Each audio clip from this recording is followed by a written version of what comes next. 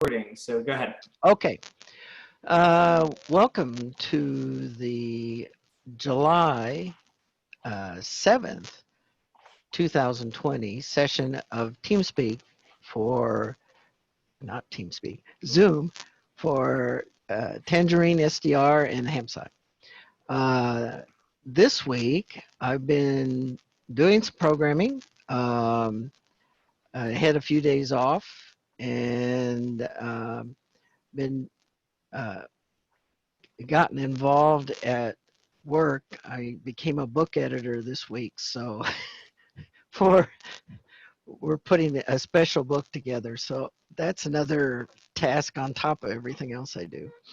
So anyway, that's it for me. We'll start going down the list. So next on my list is Nathaniel, W2NAF. Go ahead. Thank you very much, Dave. This week I have been working with Rachel trying to figure out what we're going to do with the ash trees on our property. And I've also been spending a lot of time reading a paper by Larissa Goncharenko entitled Sudden Stratospheric Warming Impacts on the Ionosphere-Thermosphere System, a review of recent progress. It is a chapter from a book that is probably similar to what Dave was putting together, but from a different field. And I'm trying to understand better how the lower atmosphere impacts the ionosphere. I'm trying to imagine ways that we will sense that in the ham radio data, and what science questions can we answer with that. So, yeah, very good. And next on the list, we have Mike, AA8K. Go ahead, Mike. Well, thank you, Dave. Greetings to everyone on the conference, and back to you. Fine business. And thank you for volunteering to continue doing sound recordings. Next on the list, we have Dan, N4XWE. Go ahead, Dan. Thank you, Dave, and hello, everyone. I did a lot of putzing with Raspberry Pis this last week. Did a couple more tries at compiling things. Also installed Ubuntu 20.04 64-bit with Desktopify, which is kind of a desktop add-on that uses the 64-bit 20.04 server version and kind of modifies it to be a desktop. And it works fairly well. A few issues, but nothing fatal. I did write a script to compile GNU Radio on that system. It went 96% of the way and died over missing a library. It's called, what's actually a header file called kissfft.h. Oh. And I think that's the problem that's been around for a while. I'm kind of researching some ways to overcome that. I did find the header files online, and all I have to do now is figure out how to get them onto the system in a way that the system recognizes them as includes, and then I should be able to go ahead and compile things. Anyway, back to you, Dave. I have a question for you. I've been trying to compile some things, both Lin HPSDR, and I still am having troubles with GNU Radio on my regular Linux machine. But I did have the one thing that I was curious about. Well, maybe I'll talk about this later when we get to general discussion, since I said I'd be quick. I'll come back. Okay. Next we have Veronica. Go ahead, Veronica. Hello. This week I fixed my graphs because I originally had the wrong dates in them. So I redid that and I fixed them. Then I put them into a presentation, and I've been working on analyzing them to see what they show. Very good. Next on the list, we have Bill. I can't remember his call sign off the top of my head. Go ahead, Bill. AB4EJ, Northport, okay. Alabama. Oh, there you go. Thanks, Dave. Yeah, as some folks may remember from last week, I discovered, which is something we already knew, but I proved it, that the red pitaya isn't precise enough for the Doppler analysis that we want to do. So I set about trying to learn how to use IQ data from the flex radio. And it turns out it's non-trivial to do that, but I finally figured it out. It was tough enough that I packaged an explanation on how to do it and put it out on GitHub, because we had a discussion on Nathaniel's Thursday afternoon conference about this. But I discovered several things. It turned out to be a very, very useful exercise. First of all, I got it working, so I can take a look at Doppler shift at the same level of precision that we can expect from the Tangerine, or in that vicinity, getting down into the sub 20 millihertz precision for the data. And I discovered that the flex radio data adheres to a standard. There's apparently an international standard for SDR data called VITA 49. And I thought to myself, you know, we ought to make the Tangerine compliant with VITA 49, which actually it's so close to what I designed anyway, because there's only so much you can do with SDR IQ data. So I'm going to put together a little thing on that. There is one area that in which the VITA 49 standard does not play well with digital RF in one specific way. Digital RF expects all the samples that you're taking, all the different sub-channels, to be presented all in one shot.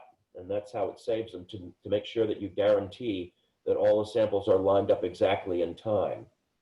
The VITA 49 standard wants you to split different sub-channels into different streams. So anybody who's played with networks, especially when running UDP, you know that they're non-deterministic, and can be really a problem to try and line up samples so that you get all the same ones, because I did some timing experiments, actually timing how long it takes the buffers to travel. And you'd get a couple of them that were 10.6 milliseconds apart. Okay, 48,000 samples per second. But then there'd be one that was 200 milliseconds, and another one 5 milliseconds after that. And if you have a bunch of these coming in at different speeds, I would throw up my hands at trying to write code to line all that up, to put all channels together, lined up in time, like digital RF requires.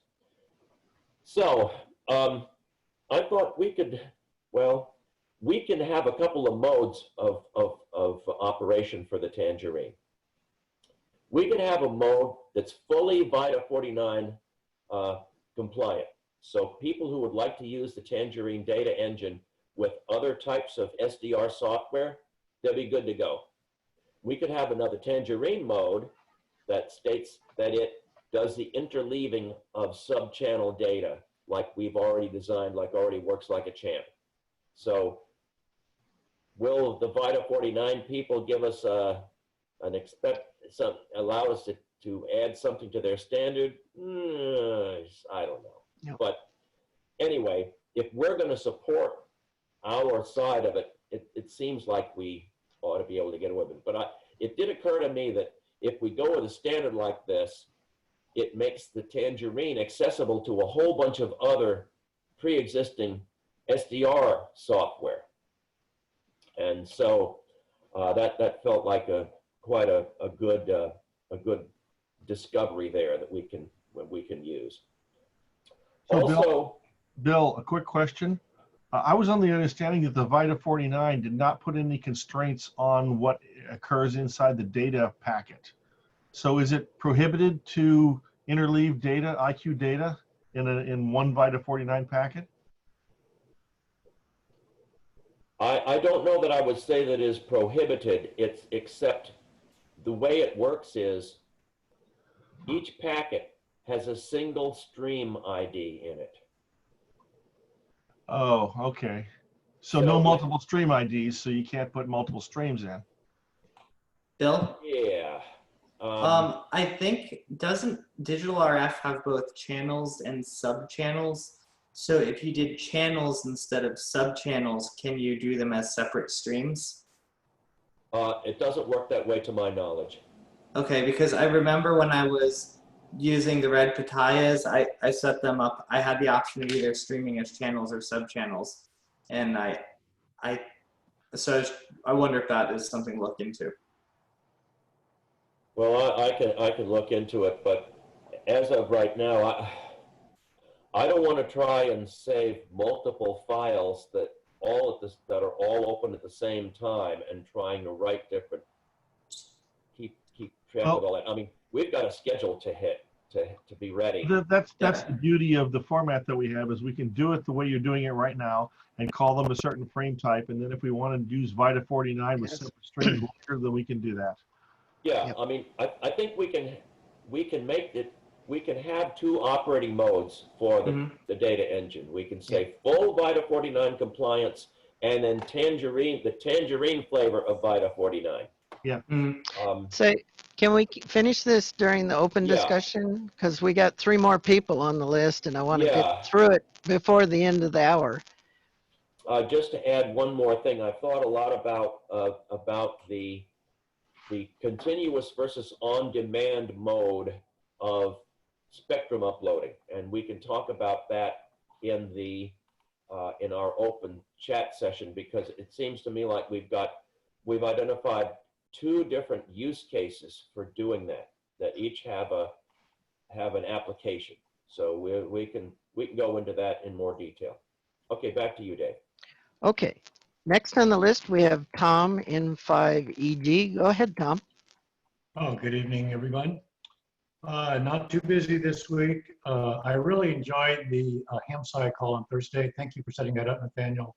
I learned a lot and spent some time looking at spectral whitening filters and how those might be implemented in an FPGA. So good subject, good discussion. That's about it for the week.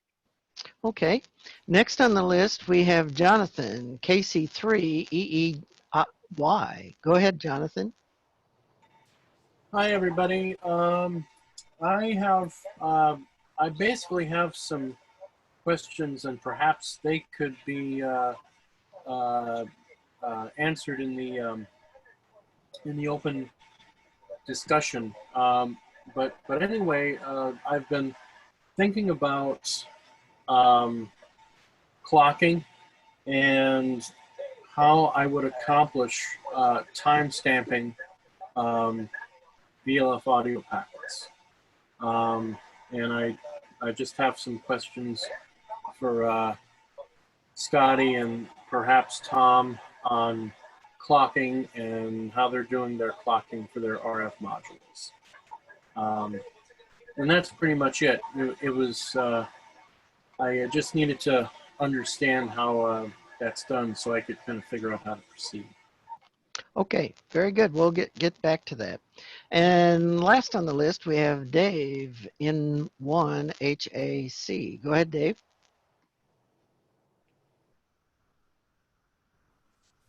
Hello, everyone. Not too much to report, but glad to be here, and certainly was inspired by Juha's talk on Thursday. I think we've got a lot Yes. to glean from what he was talking about. So back to net.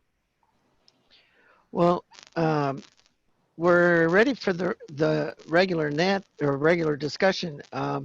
I was under the impression, at least when we were working on the open HBSDR, that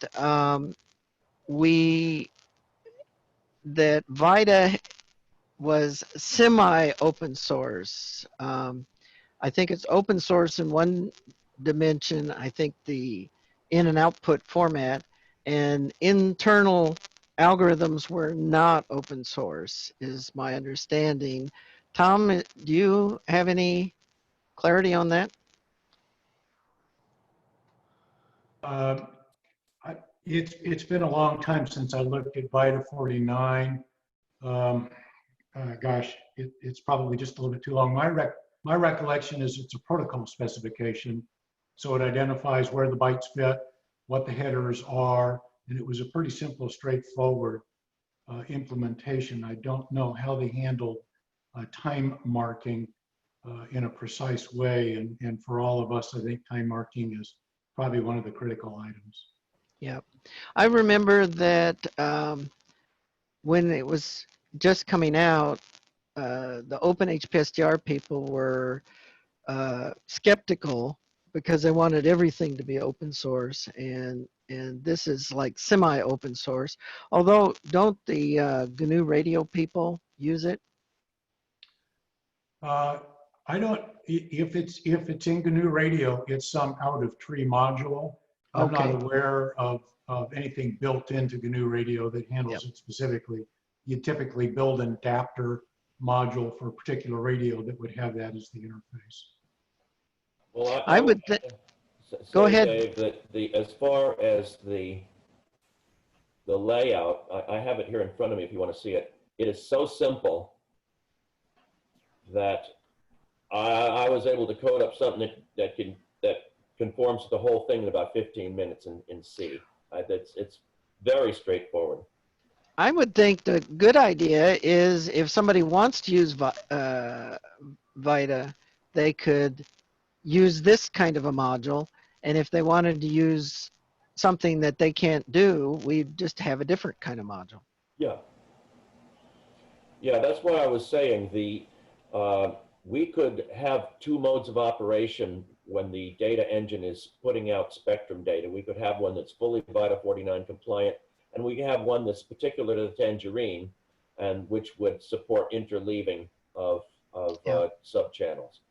But it's the handling of timing is there's a place where you're allowed to put in fractional seconds on the clock, and it's 64 bits. So you can format those bits as you like. So you can put a lot of precision in there if you want. Now, for digital RF, I've been saying we need to have the data start right exactly at the top of the second, because digital RF stores time only down to the second.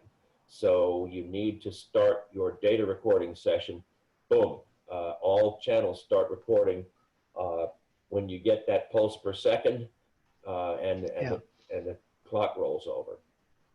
And I've been looking at the Vita 49 spec here. I've got it up on my screen. It looks to me like it says here that the stream and class identifiers are optional. So it would seem like we could wait to the top of the second and start the packet there, because nothing says that we have to provide packets at any time. So we could make the rule that we only start on an integer second, and then we could, it seems to me we could not have a stream identifier in the header, and it would be in our payload, and that would identify, it would be our format that would be multiple streams, and it might still be Vita 49 compliant. You have a point there. I mean, as long as they don't specify what goes into the data payload, we could say that part of our data payload is a description of the channels or something like that. Right. And I think they don't describe what's in the payload. That's strictly up to us. Well, how we want to format it. They say the data payload contains a continuous sequence of data samples encapsulated in a virtual container called an item packing field. And they do show how they anticipate you're going to lay it out. But do you have to conform to that? I don't know. I guess different manufacturers do different things. I mean, looking at what Flex does, they are about 95% compliant with Vita 49. I spotted one thing this afternoon where doesn't seem like they comply. There's a place where you're supposed to put in packet length, but Vita 49 says that packet length is supposed to be in 32-bit words, but if you look at what Flex actually puts in, it looks like that contains the number of bytes in the message rather than the number of 32-bit words. So, yeah.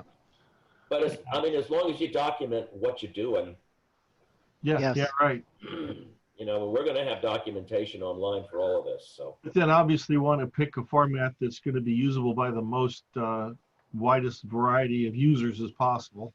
yeah, So, yeah.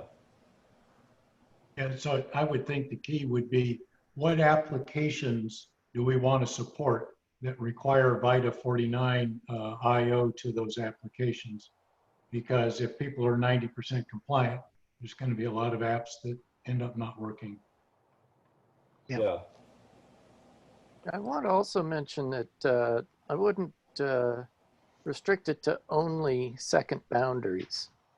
I think you may want to take packets faster than that. We can't do it. We can't handle it in digital RF.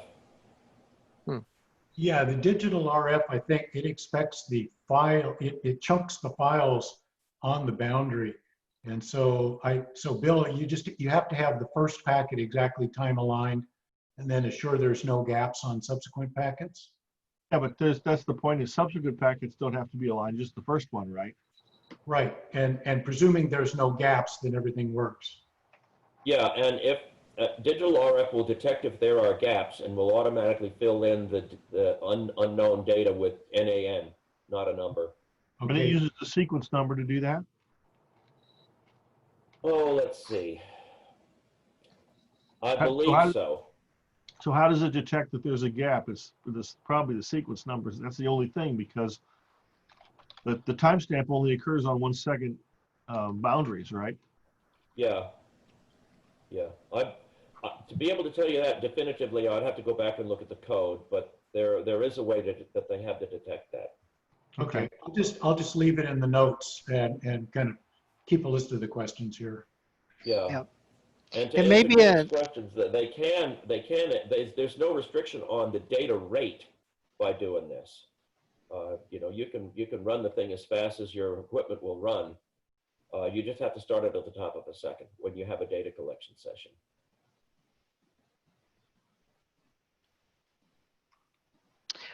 I also wanted to mention and get Dan's comment on this.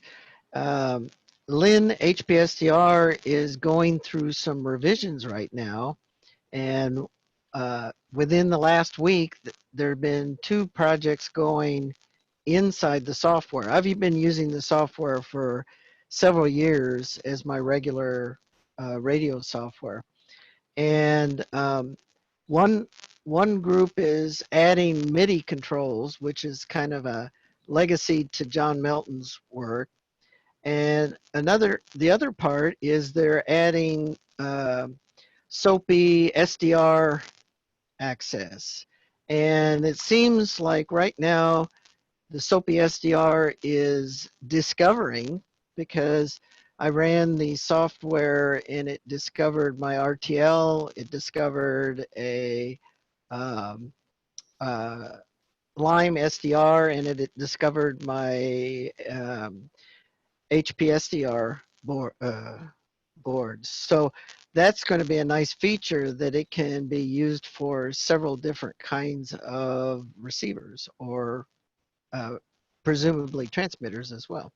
Yeah, Dave, I've used SOAPy on a Raspberry Pi with an RTL stick. One of the were all of the discoveries that you did on your local network? Yes, and Okay. the thing was, the problem with Lin HPSDR right now is I get a seg fault right after it tries to open a string. Okay, I had issues with SOAPy, and I talked with the author, and he made some changes, but it had very tight timing requirements on discovery Yes. and a couple of other things. And if my network delay exceeded just a certain number of milliseconds, I would have discovery problems. Yeah. But those were all local to my shack at Okay. my own. They are connected with Ethernet, but just through a switch and then back to the other machine. Okay, for example, I was trying to use Wi-Fi to link the Raspberry Pi into the local network, and I was getting enough delay through the Wi-Fi to have problems. Yes, yes. Mine's are all wired. Okay.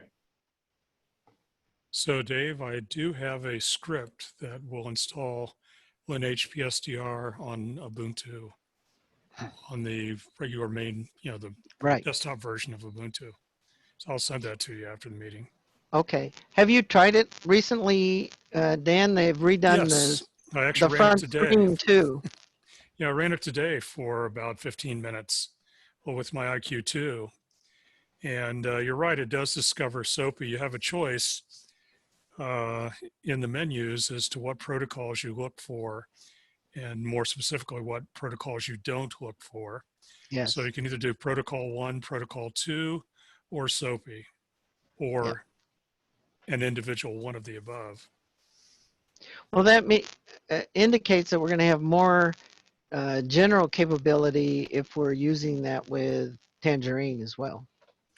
Yeah, and I did have some issues, some segfault issues with the previous version. I think that's cleaned up now. So if you would run the script, it will go out and get the latest version of Okay. WinHPSDR. It automatically, because John actually puts the latest version in a special folder.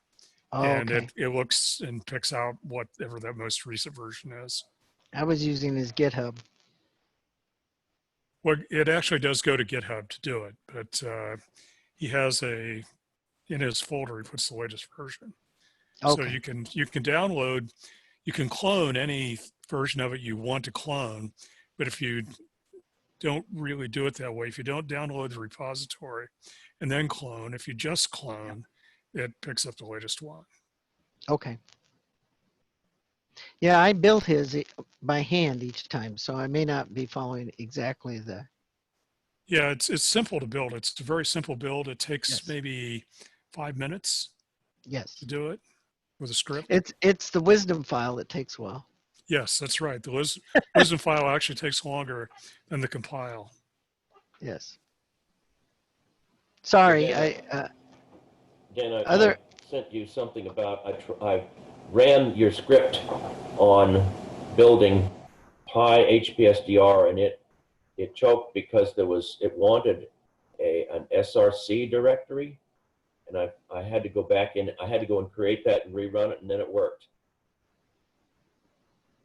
Yeah, that was a fault with the earliest versions that I released. I've since changed the topography and got rid of that problem. So there should be some new ones while they are available now. I just need to send them to Dave, and I'll copy you on it as normal. So I did want to clarify. I was planning to put them on the Tangerine SDR.com website and not the OpenHPSDR website. Is that okay? Yeah, that's fine with me, whatever you want to do with them. I really want to put them on the iQuad Labs website, and then I can keep them up to date that way. Okay. And then you can just link to the iQuad Labs website if you want. I would prefer that if you're going to maintain them. Yeah, why don't we do that? And then you can put them on wherever you want. I don't care. Okay. Okay, Jonathan, I think had some questions about time marking the samples from the receiver. Yeah, Tom, I was wondering if your receiver ran on a separate clock or if it ran off of a clock from the FPGA. Okay, the clocking scheme is that there's a separate clock, which is a very high quality clock that comes from the GPS module that John Ackerman is working on. And it is routed as the input clock to the receiver. It's very low phase noise, very low jitter clock. And then the receiver takes that clock, uses it to clock the sample, the A to D converter, and to clock the samples out of the converter, and sends a copy of that clock and the samples over to the FPGA. And the FPGA uses that clock to extract the data from the samples. Oh, okay. All right. is there any time stamping going on with these samples that are coming from the A to D converter? The A to D is unintelligent in that way. It just digitizes and sends samples. All the time stamping happens inside the FPGA. So it receives the clock from the receiver and the samples. It has to then look at the PPS time mark from the GPS receiver, and it uses those two pieces of information to timestamp the data packet. Okay, that makes sense, because the way that the VLFRX tools works, the software that I was talking about last time, was normally the sound card is used as the A to D converter, and the clock of the sound card is what, well, the samples are clocked according to the sound card's clock, and then they are assigned a timestamp from the host PC running NTPD, and those timestamps aren't completely accurate. So there is another program that uses the PPS signal from GPS, and it creates an offset for the time stamping values to correct them to GPS time. And I was wondering how something like that could be done, but it sounds like that you're pretty much doing it already. Would it be possible if would it be possible for the FPGA to assign timestamps according to the GPS pulse per second signal in the same way as it's done on the HF receiver? I would think the answer is yes, provided that you have a way to provide clock and to provide samples through the edge connector to the data engine. It would be best, I think, to have the FPGA do that marking. If you look at a lot of high precision timing data packet systems, they tend to do that in hardware, either an ASIC or an FPGA. It's extremely difficult to be very accurate timestamping if you have to do it in a software process, or if the other issue you have to worry about is that the clock on a sound card is usually not very precise. And so you then have the issues of drift or frequency error, or maybe both, in the sound card, and then the issue of trying to figure out what the right timestamp is in software. And so the most reliable and accurate way is to let the FPGA take care of that for you. Okay, all right, that makes sense, because yeah, when Paul was originally doing this, he experienced that sort of problem. He had a lot of frequency drift and a lot of frequency error. So he uses how the pulse per second signal gets into the PC is that it's connected to the sound card, and he uses an algorithm to search for either what he calls the phase center or the edge, or what he calls the centroid, if you were to run your timing pulse through a RC filter. And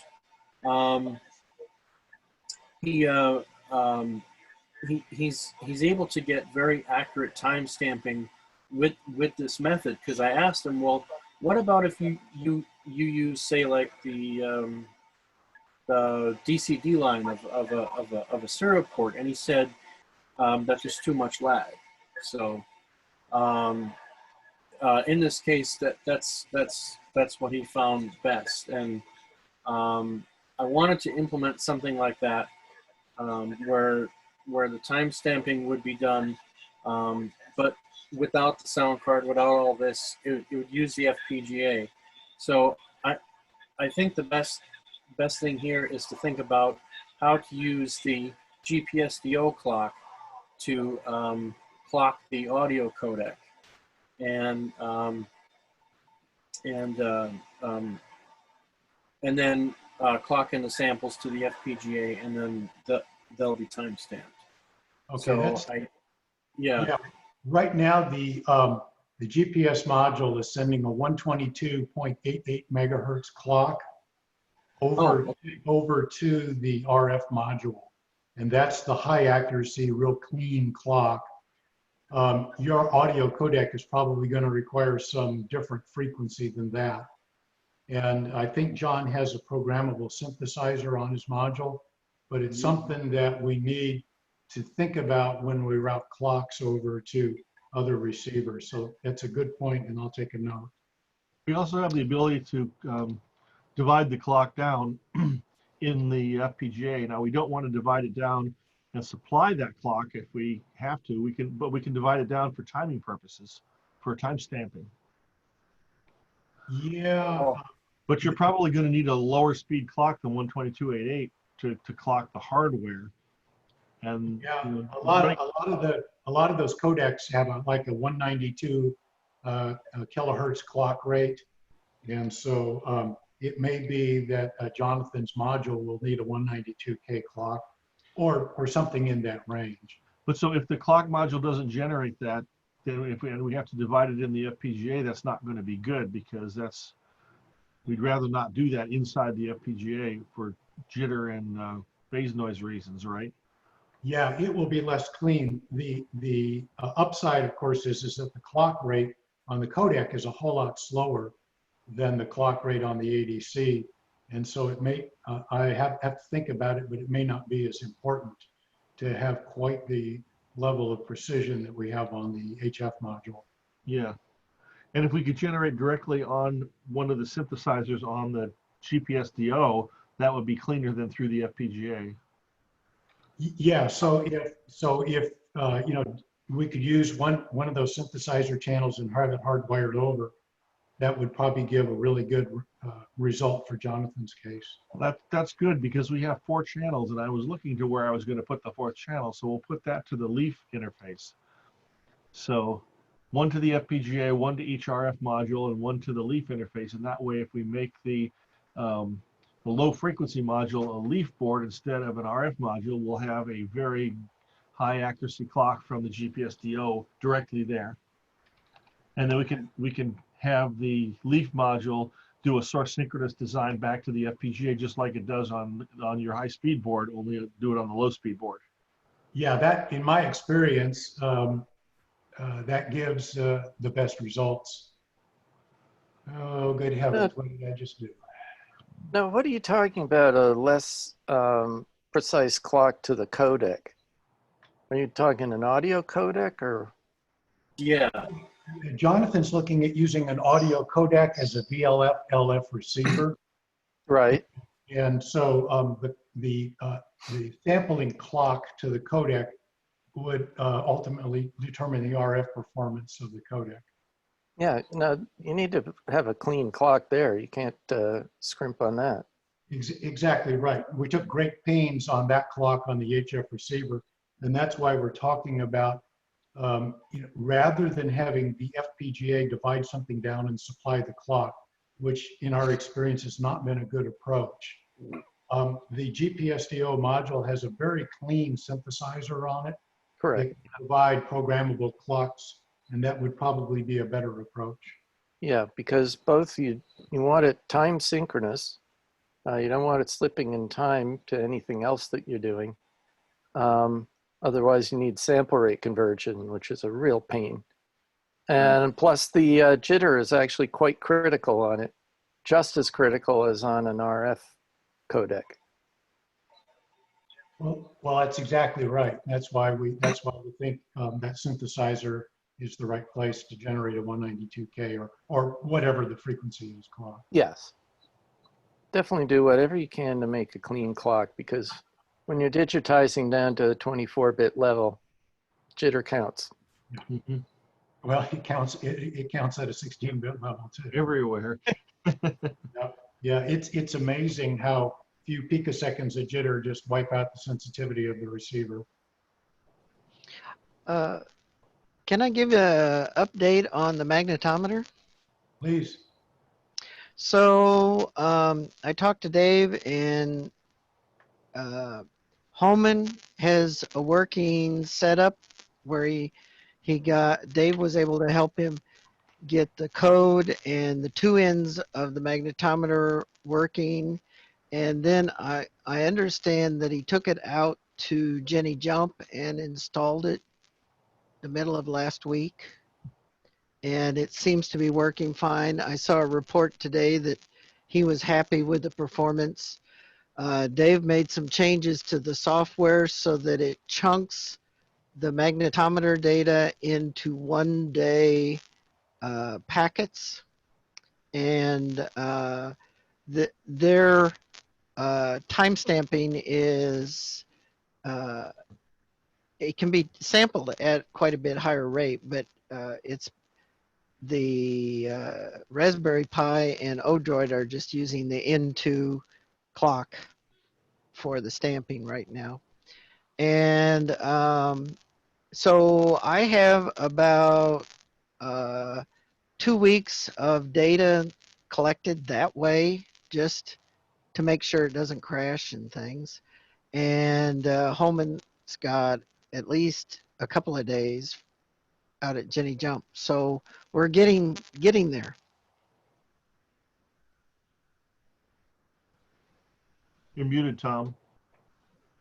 Right. Did Holman get a chance to look at the X, Y, and Z data coordinates to see if they match what he's seeing at Jenny Jump in terms of magnetic field levels? He said they're in the general ballpark, but he hasn't been able to do any statistical analysis at this point. Okay, so if they're in the general ballpark, that's kind of step one is, do the data make any sense at all? And then Yeah. step two would be, how do we calibrate this, and how do we, handle X, Y, Z, non-orthogonality, problems with the assembly and stuff like that. So it sounds like it's pretty good news.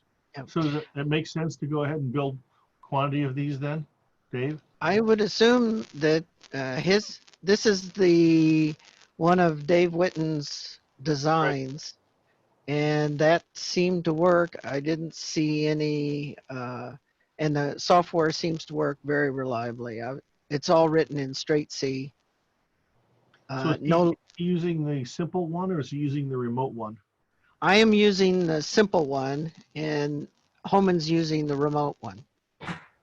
And he's getting good results with the remote one, right? Nathaniel, have you heard anything from Holman?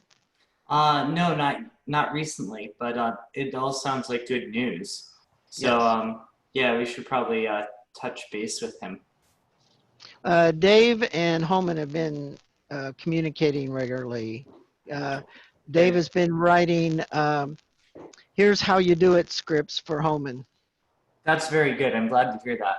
Yeah. Because Holman wasn't very familiar with Raspberry Pis. Right. Yeah, that's very good news. Yeah, and I at least can confirm that the same software works on an N2 fine.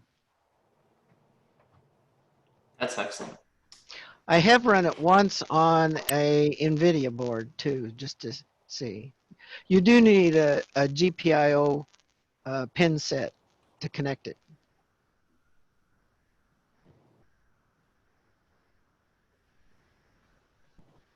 Okay, if we've come to a stopping point on that discussion, there's something I wanted to run by the group while we have Nathaniel on board. This goes back to our discussion, I think it might have been, it was Wednesday or Thursday, I guess it was Thursday, about spectrum data collection. I thought about this quite a bit, and I've started to think that we have two probable use cases there. The use case that we originally talked about was where you have a ring buffer running, where you're collecting 24 hours of data, and when the super user or the scientists want a chunk of data, then we put out a data request to the users, and the systems will send data in between two bookends. But then we got to talking about another possible activity of continuous uploading. If we're going to collect hours of data at a time at a relatively low sample rate, it should be possible to send it up and send the spectrum data in real time or in near real time. So it seems to me that that's a kind of a different use case. So we could have a couple of different modes for the spectrum uploading to work. One could be a mode where the system is just basically copying data to the ring buffer and not transferring anything upline, and is just waiting for a request, a data request. But then when you get into this campaign where you're watching an eclipse and you want the data to be transferred quicker than that, we could have it where it collects the data and then pushes it up line continuously as fast as it can. And if it runs behind a little bit, you've got, you got a certain amount of system capacity before you start filling up the hard drive. Mm-hmm. And so you'll have something running along here filling up the disk, and something coming behind it trying to catch up. And I don't know if we're going to have a situation where we run out of disk capacity. I guess it probably depends on making smart choices as far as what we recommend people to try and collect. How many channels of data do you want to try and collect? Mm-hmm. And so I think we're going to want to do this sooner rather than later.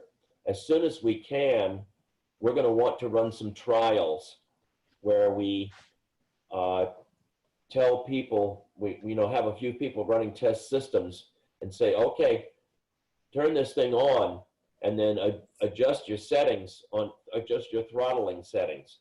Mm-hmm. See how much we can actually push. So, for example, if we want to have a given station, let's say a given station has an upload capacity of 1 megabit. Could they run 4 channels? Well, they probably could for several hours, maybe 8 hours, and get through the data before you run out of space. So and it also depends how wide those channels are too, right? Yeah, I mean, it depends on the sample rate. Right. Well, you're at baseband, how wide the channels are at baseband, right? So after you down convert, we've been talking about 4 kilosamples per second. Yeah, yeah. So if you're doing, so if you're like doing the eclipse experiment and you are monitoring 4 channels at 4 kilosamples per second, for WWV, that's a reasonable amount of data to push up in real time for many types of internet connections. I can run it depends on whether you want to let your upload monopolize your entire internet connection. I feel comfortable running mine at 1 megabit.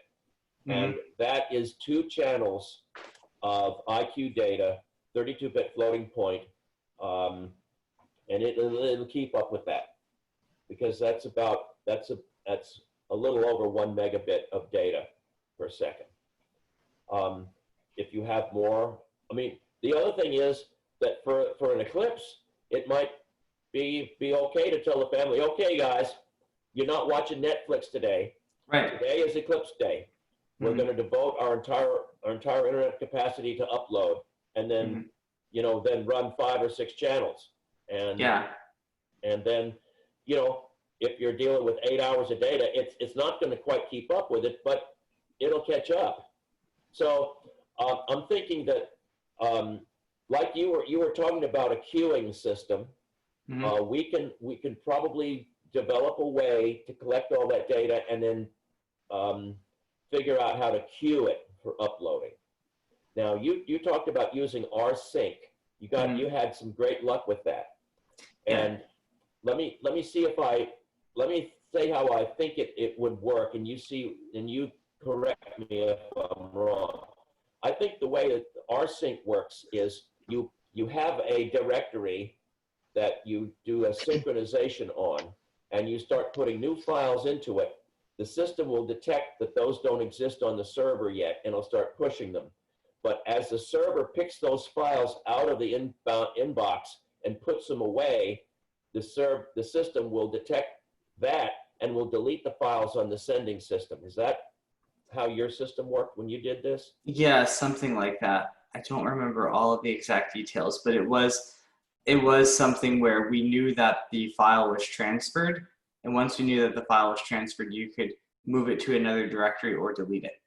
Yeah, there's a thing available for Unix systems called a watchdog, which will give you you can make it however you want, but you find out about it when certain things happen in a directory. So Right. you can have it watch your inbox, and when new files come in, it'll trigger something to run along the lines of if this, then that, and then it'll pick those files out, and you can configure rsync, at least I think you can, to delete the file on the sending system once it's safely been picked out of the inbox on the receiving system. So I think that might be a workable solution, and we'll just have to tell people who are helping us, that is our users, that we would like you to run in monitoring mode up until so many hours before the eclipse, and then switch to continuous upload, something like that. And we'll obviously want to test that extensively before the day comes. Right. Right. I think one thing that's nice is Christina and the Case Western group, they've been doing these festival frequency measurement tests. And sometimes they do them for like eclipses, and sometimes they did one just because there was a WWB thing. I think having these periodic campaigns along the way are really good test cases. So as we are ready to test it out, I think, try to have them to do another one of these festival frequency measurement campaigns where, it's really more of a trial than it is necessarily for science. But I think that's a good way to do the testing. I know from the tests that they've ran already, from the festival frequency experiments they've run already, they've learned a tremendous amount. And it's, really changed kind of the philosophy in terms of how much data or which data they collect. And, it's how they timestamp things or what programs they're going to be using. So I think doing this is a really useful. Yeah, and we could have some real fun with this and do some real new stuff. Like, for example, you were talking about, you're reading the paper from Larissa where things in the mesosphere, troposphere can affect the ionosphere. Mm-hmm. Hey, we could do this. We could start watching the weather, and if there's a prediction that tomorrow there's going to be severe storms across the mid belt of the country, okay, run a campaign. Maybe we'll see some ionospheric effects from from tornadoes running through Kansas or something. I mean, it's possible. Mm-hmm. Well, funny you should mention that. We just got a report from one of our local hams who was running a 2-meter skip, probably off of a thunderstorm that just went through here last night. He was talking, I believe, to Alabama on 2 meters. From where? From New Hampshire. Okay, that's cool. Yeah, I've done This that. is called T-skip now, for thunderstorm skip? Yep. Well, I've known about that for years. I used to be a FM DXer. Every time we got a thunder front coming through, the deep south would open up. Yeah, I've experienced that. I know what you're talking about. I have a question. Are we envisioning that your server farm in Alabama is the main access? Are you thinking of any satellite servers to accommodate network outages? Well, I don't know about for phase one. We definitely put it this way: if the National Science Foundation, if we really impress them, and they say, "Hey, what you're doing, we want that. We want to expand that," then absolutely, I would think we would probably want to get funding and use Amazon Web Services because they are Right. truly 24/7. Right. Well, I noticed the SDR Academy gave talks 2 weeks ago, and right at the beginning of their session, they had a local network outage that delayed the conference a bit. So you never know. Yeah, yeah, it It's can true. happen. It can happen. Hey, Scotty, I don't know if we got a chance to get to you. Do you have any status updates on the data engine, FPGA, all that stuff? Not really. I've been buried with trying to move out of our building. It's going to be done this week, and you all heard of the water pipe that broke, so it's been just really a disaster here. However, I did get the files from Intel, so I've got the characterizing data for the -6 part, so I'll be able to run that and see what's happening. I hate to use the term my head's getting becoming above water because I don't like the term water anymore. And, Isn't Arizona like mostly desert? You know the Yeah. irony of that. You know the except irony. inside our Floods in building, Arizona. it's not desert. A lot of people will be jealous. It's like we need a canoe inside our building is the way it was. It was terrible. But we do have good news. Since it was a long weekend, these guys put about 50 fans and dehumidifiers inside the building, and they ran the temperature up. And when I came in this morning, it was 107 degrees inside the building. Wow. But the good news is that heat brings all the moisture out. And they said that they're not even going to have to tear any drywall out. They actually managed to suck all the moisture out of the drywall and out of the carpets and everything. So basically, all we have to do now before the building closes is patch a couple holes in the drywall and repaint and fix the damage that the water directly made.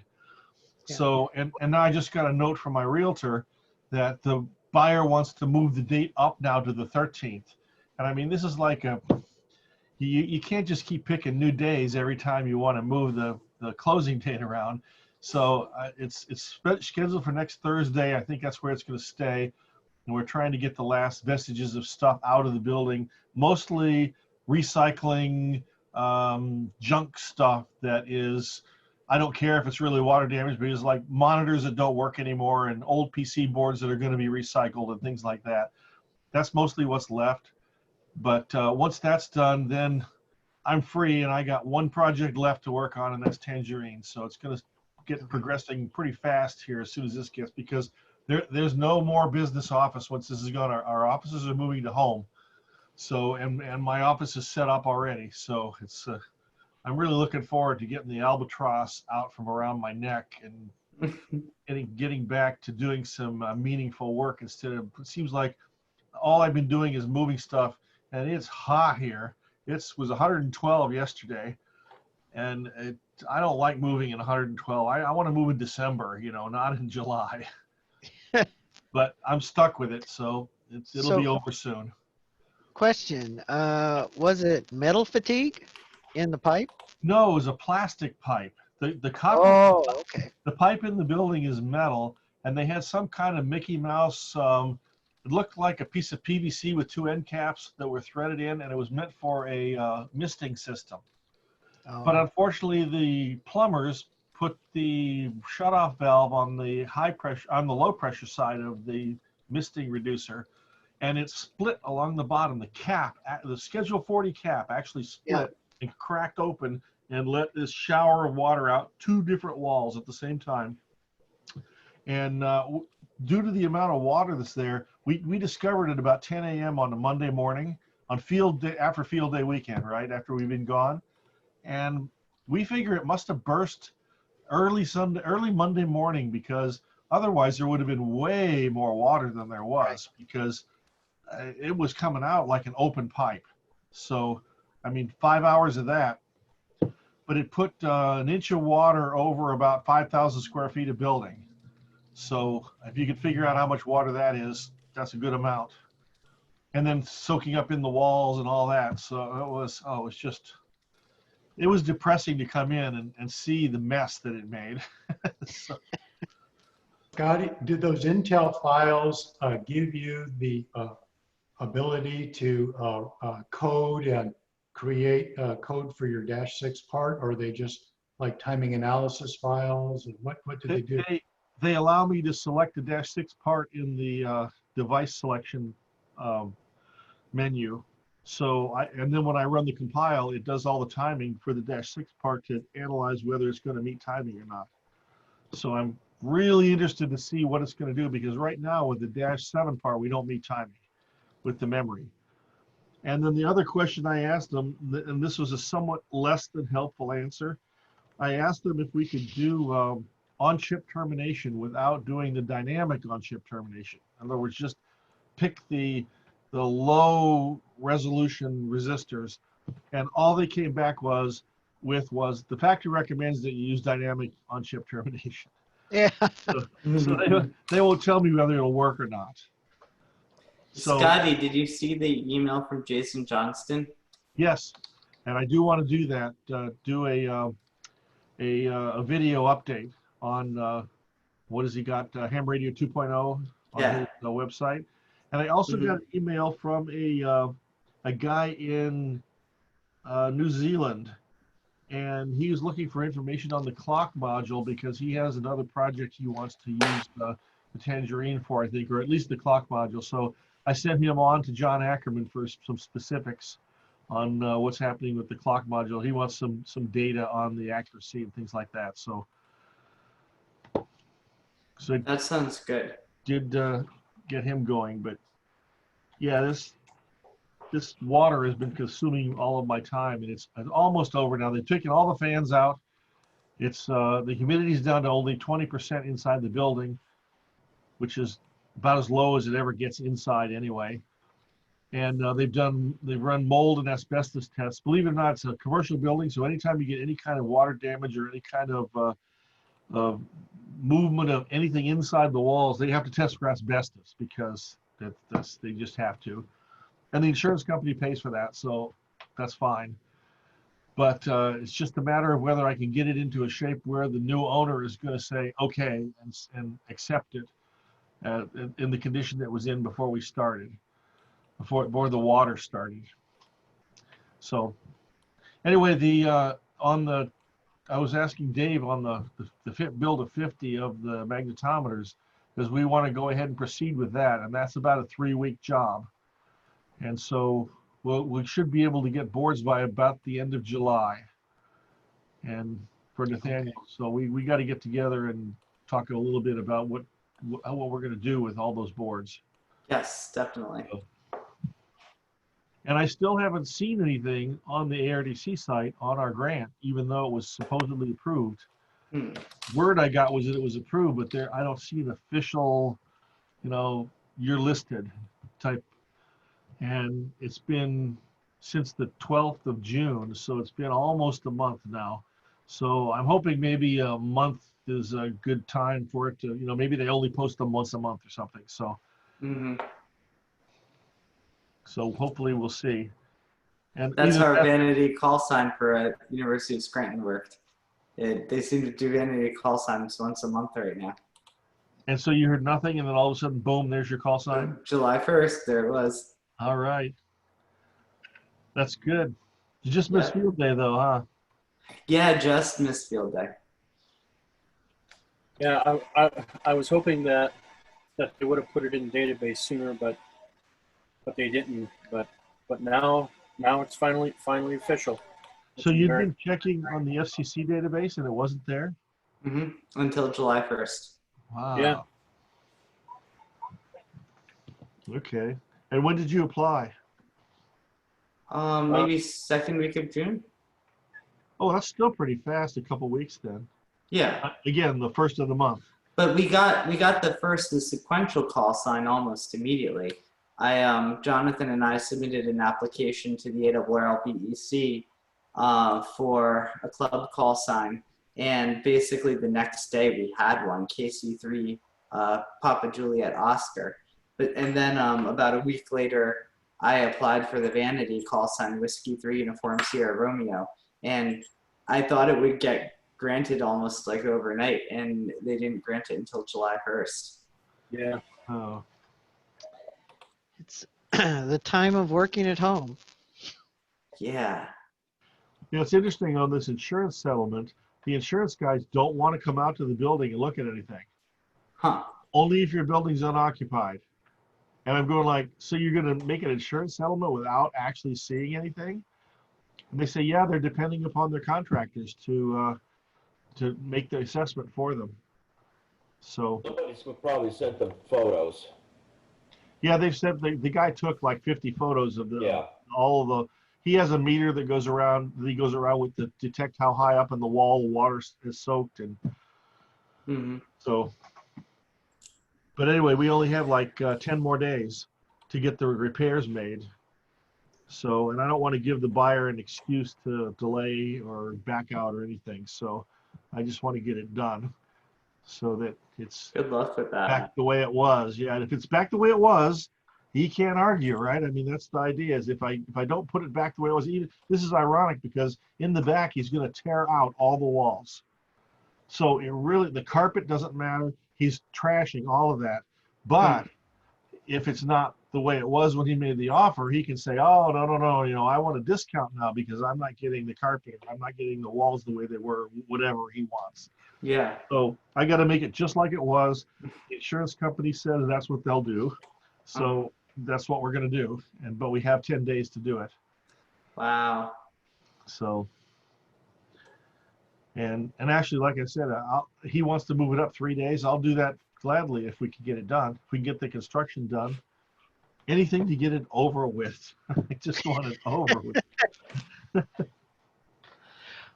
Well, we I'm are so past done our with this. time. Just to let everybody know if you had something that you need to go to. All right, 73s. We'll see everyone next Yeah. week. I think I'm going to sign as well for tonight. Good night. 73. 73. 73, everyone. 73. Well, good night. 73. Good night. Dan, Hey, Dan, you got a second? I wanted Dan too. Oh.